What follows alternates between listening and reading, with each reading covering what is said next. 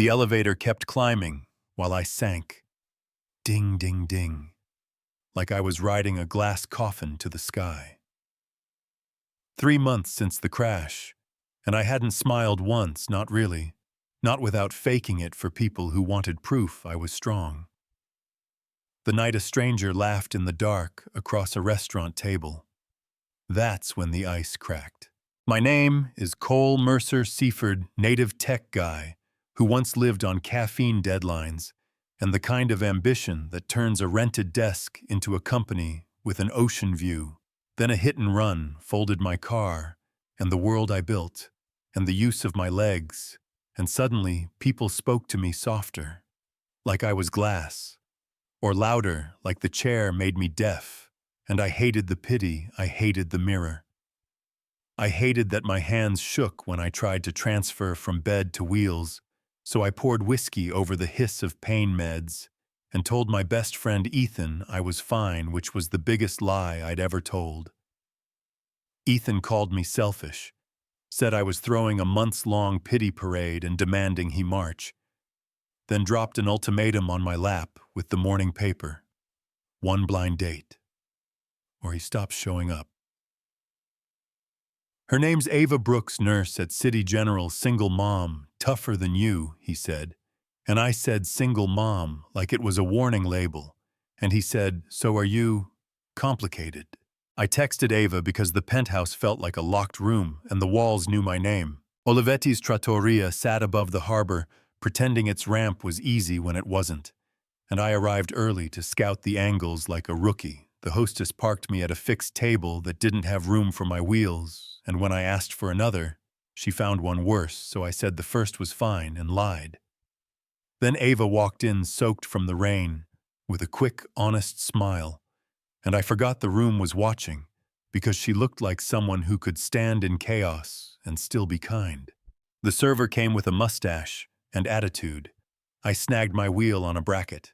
The room went quiet to enjoy the show, and Ava, in a dress that deserved better, crouched on the tile, angled the footrest set on 3, and freed me without a speech. Then, our server dumped a glacier of water into her lap, and the manager rushed over with a voice that sounded like gauze and a free dry cleaning card. And then the power died. The generator hummed. Candles flickered to life and Ava started laughing. Not mean, not at me, just at the absurdity of all of it. And I laughed too, like a man remembering he had a mouth for something other than anger. We reset by candlelight, traded real stories.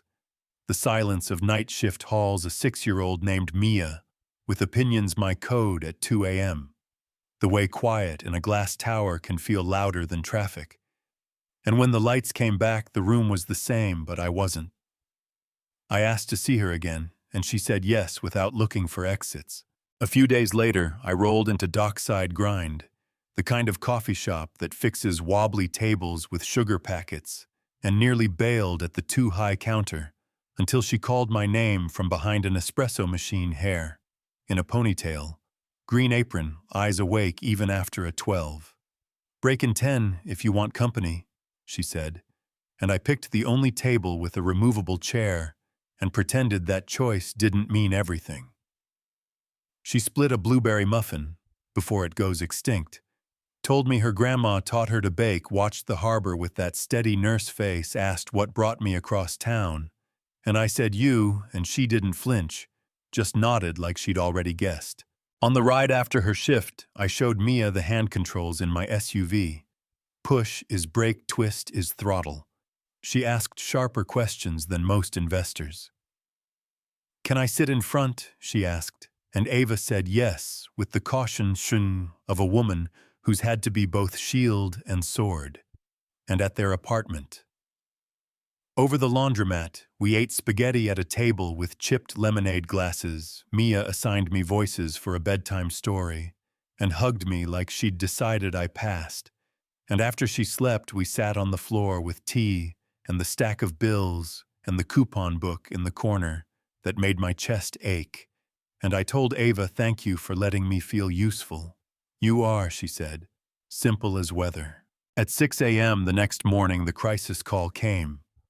Car dead double shift at 7, the bus late, Mia due at school by 8, panic spreading.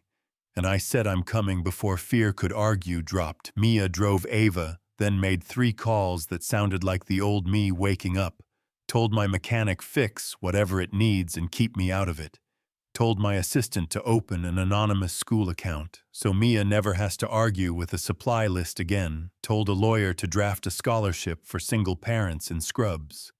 But at lunch, Ava got the "your extended warranty covered it" lie from the shop, and she stared straight through it. "I won't be a charity case," she said, voice steady. And I said, "It isn't charity. It's me using a tool I've got for someone who deserves a fair shake." And she laid down a rule: no rescuing, no secrets, partnership, or nothing. And I shook on it, because the deal was better than any term sheet I'd ever signed. That night in my kitchen, I burned the first pot of sauce and laughed when the alarm screamed, told her the truth about the crash, and those 3 silent hospital days that made me want to disappear. She told me about the letter on the table from Mia's father that vanished him, and I gave her a small gold lighthouse on a chain.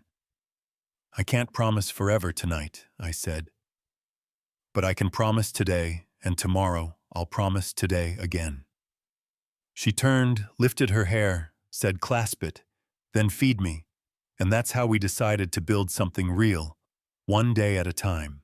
The twist hit in a boardroom with an ocean view, glass walls, suits who liked the word optics more than the word people. Photos slid across a table, me outside the hospital with a lunch sack, me outside a walk-up. Whispers about focus and image, and whether my chair or my girlfriend or her kid made me less bankable. Ethan's eyes on his hands, our biggest investor, Victor, saying, "Maybe step back while I adjust to my new circumstances," and it felt like being weighed and found inconvenient. I went home, slept badly, called an emergency meeting, and put up renderings that didn't look like code. Sea glass walls, wide hallways, ramps that felt like invitations. Harbor Health Collective. I said, outpatient rehab, mental health on-site childcare, accessibility baked in from the blueprint. I'm buying out my shares, seeding this myself, invest or read about it when we cut the ribbon. And when Lydia said, "Your girlfriend running clinical ops," I said, "The most qualified person I know, and the only one I trust to tell me when I'm wrong." Permits, cleared ground. Broke Ava told a hospital supervisor exactly how ethics work when a woman advances on merit and love and not gossip. And we got married in a garden with wide paths and no stairs. I trained with a PT to lead with wheels for our first dance. And when the music started, she placed her hand on my shoulder. We moved in circles that felt like flight. Mia jumped onto my footrests and yelled faster, and we were a family before the paperwork caught up. Harbor Health opened, and the lobby filled with names that read like a map of a town that had been waiting to be seen. Rehab rooms with windows, a caregiver lounge with coffee that wasn't punishment. A kids' corner where Maya appointed herself mayor nurses who knew the night shift like a second language, an adaptive fitness lead who raced chairs like a storm. And for a while our life was schedules and laughter and the quiet relief of work that matters. Then a letter landed from a high-end firm representing Mia's biological father, suddenly married, suddenly ready for visitation. And we did it right, told Mia age-appropriate truth, supervised meeting in a room with a cheerful rug, a stuffed bear with the tag still on it, her polite nods, her eyes finding me when it mattered. "He seems fine, but he isn't you," she said afterward. And the petition evaporated because kids know which voices are home. Here's where the line between justice and grace walked into exam room 3 on a random Tuesday. A walk-in for PT consult name on the chart that hit the bones like cold water. Daniel Rhodes, same last name. I'd heard a bartender shout the night of my crash. The police never made it stick, but memory did, and he sat there on the paper sheet with careful words and a tremor he couldn't hide, asked for help with back pain from an old accident. You know what I mean? The kind of line that asks if you're the same person you claim to be when the story wasn't about you.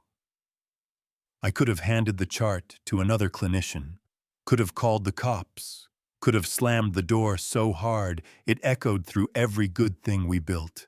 Instead, I did the exam the way I always do, measured thorough human. And when he stood to leave, he started to say, and couldn't finish. Yeah, that happened. And I sat in the quiet after he was gone and let my hands shake until Ava found me and put her palm on the back of my neck like an anchor and asked the only question that mattered. What do you want to do? That's where I leave it with you, because a story like this only lands if we wrestle it together. Do we treat the man who might be the reason I'll never stand to dance without wheels because care first is the oath at the center of this place? Do we close the door and call the law because accountability without consequences is just a Hallmark card, or is there a third road you've walked? Something between punishment and forgiveness that looks like repair you can actually feel. If any part of my mess and our miracle hit you in the chest, tap subscribe so we can argue with love every week, and drop your take in the comments right now. Who was right back in that boardroom? The people obsessed with optics, or the family that chose purpose? And what would you do with Daniel Rhodes if it were your clinic, your kid, your peace? I read every word.